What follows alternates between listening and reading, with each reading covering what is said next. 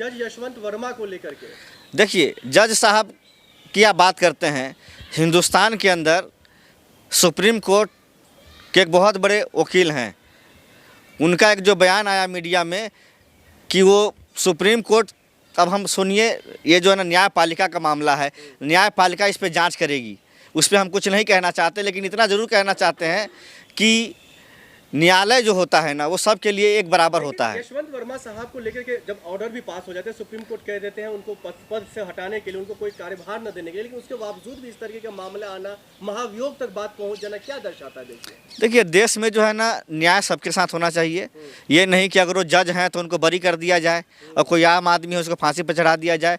अगर जज साहब ने गलती किया है, उनके घर में इतने सारे नोट की जो है ना बरादरी हुई है, तो उनके ऊपर FIR होना चाहिए, उनको जेल में जाना चाहिए। तब तो देश की जनता जानेगी कि भाई कानून सबके लिए एक बराबर है। अब ये तो भाई मोदी जी से पूछिए ना, प्रधानमंत्री मोदी जी हैं, CBI, इंटेलिजेंस, मल्टी एजेंसी, सारी खुफिया एजेंसियाँ तो मोदी जी के पास है। हर जज के ऊपर जो है ना इंटेलिजेंस काम करती है, तो उस जो है ना इंटेलिजेंस अफसर से पूछिए ना कि जज साहब के पास इतने पैसे कहाँ से आए। कुछ भी आता है तो आप लोग अमित शाह जी को घेरने लग जाते हैं, मोदी जी को घेरने लग जाते हैं। देखिए, सरकार का एक सिस्टम होता है, एक जो ना प्रोटोकॉल होता है। क्या आप ये कहना चाहते हो ये पैसा, तमाम जो पैसा था वो भारत सरकार का था, गृह मंत्रालय का था, अमित शाह जी का था? मैं तो ये कहना चाहता हूँ कि हर जज के ऊपर एक मल्टी एजेंसी काम करती है कि जज साहब कहाँ जा रहे हैं, किससे मिल रहे हैं, क्या खा रहे हैं, इस पे भी एक इंटेलिजेंस ब्यूरो काम करती है। उस इंटेलिजेंस से पूछिए ना कि इस जज के पास इतना पैसा आया कहाँ से। वो जो है ना इंटेलिजेंस का अफसर ना बताएगा। कभी जज साहब जो है, आप देख रहे थे मुंबई से खबर आई थी, जो मतलब लड़कियों को लेकर के छोटे कपड़ों पर जो इस तरीके का बयान दे देना, कभी किसी जज के घर में पैसा मिल जाना है, लोगों को क्या असर पड़ेगा? देश की जनता के इस पर क्या असर पड़ेगा? देश की जनता का क्या असर पड़ेगा?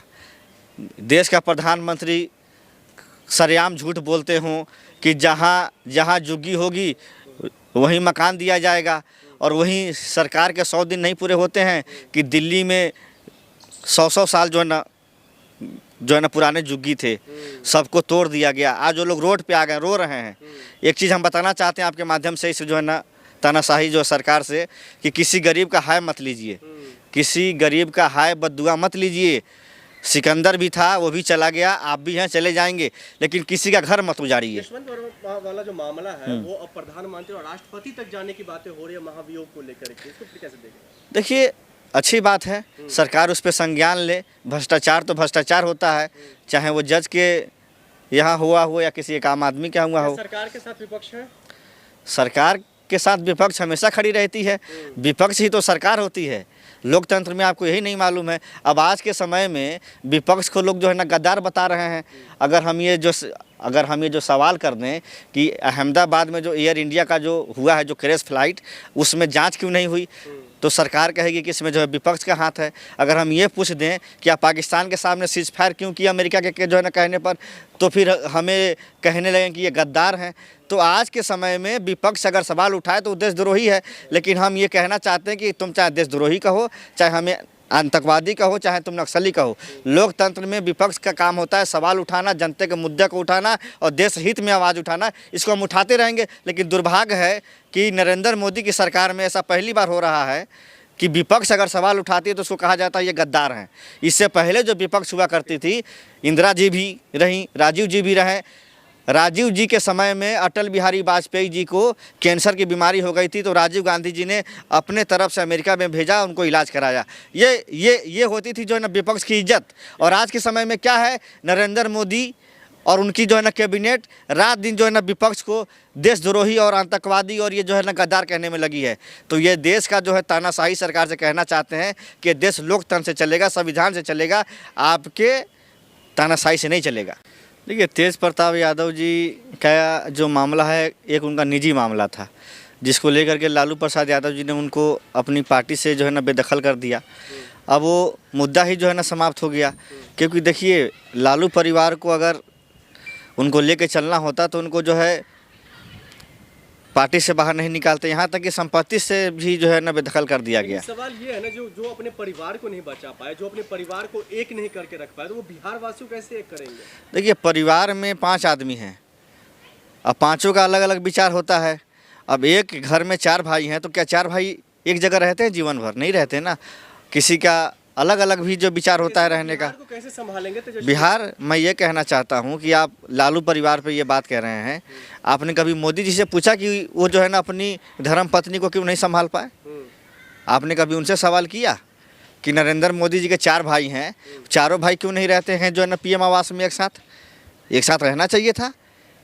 अगर मोदी जी प्रधानमंत्री हैं तो उनके 5 भाई हैं या 4 भाई हैं, जब तक जीवित हैं एक साथ रहते, तो क्यों नहीं एक साथ रहते हैं? सवाल ये है नहीं, आप लोग जो है ना, यही तो जो है आप लोग के अंदर आदत है कि बिहार का जो मुद्दा है वो है बेरोजगारी। जो वहाँ के युवा जो है बिहार से दिल्ली, हरियाणा, पंजाब, हिमाचल, बेंगलोर, हैदराबाद जो मजदूरी करने के लिए जा रहे हैं, उस पर सवाल आप नहीं करेंगे। बिहार के अंदर स्वास्थ्य की क्या व्यवस्था है कि एक बच्ची का बलात्कार होता है मुजफ्फरपुर में, मेरी बात सुन लीजिए, 8 घंटे तक पीएमसीएच के बाहर जो है ना तड़प रही थी, उसके माँ बाप ने डॉक्टर के सामने गुहार लगाया, लेकिन कोई इलाज नहीं मिला, उसको जो है ना तड़प के मर गई। स्वास्थ्य पे आप सवाल नहीं करेंगे। देखिए, तीसरी बात ये है कि बिहार में अपराधीकरण की मैं बात कर रहा हूँ। मैं जिस डिस्ट्रिक्ट से आता हूँ, मोतिहारी, पूर्वी चंपारण मेरा जिला है, मधुबन जो है ना विधानसभा हमारा लगता है।